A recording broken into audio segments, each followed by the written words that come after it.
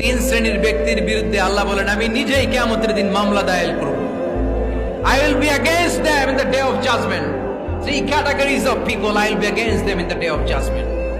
তিন শ্রেণীর লোক কিয়ামতের দিন তারা ছাড় পাবে না।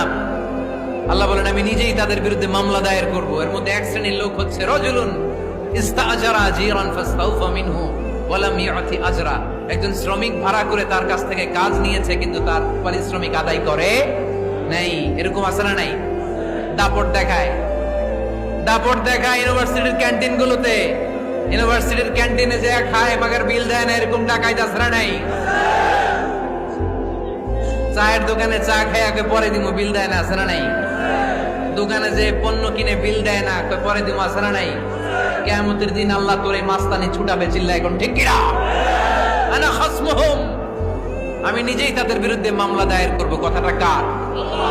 এজন্য বিশ্বনবী বললেন খবরদার, মেহনতি মানুষ, খেটে খাওয়া মানুষ, এদের দোয়া কবুল হয়ে যায়। আতুল আজিরা আজরাহু ক্বাবলা আন ইয়াজিফা আরাকুহু। খবরদার, বিশ্বনবী বললেন শ্রমিকের ঘাম শুকিয়ে যাওয়ার আগে তাদের পারিশ্রমিক মিটিয়ে দাও। বিশ্বনবীর বিখ্যাত হাদিস, আতুল আজিরা আজরাহু ক্বাবলা আন ইয়াজিফা আরাকুহু।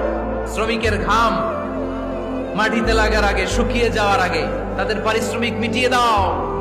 কেননা তারা যদি বদদোয়া করে তোমার জীবনকে জাহান্নাম বানিয়ে দিবে কে?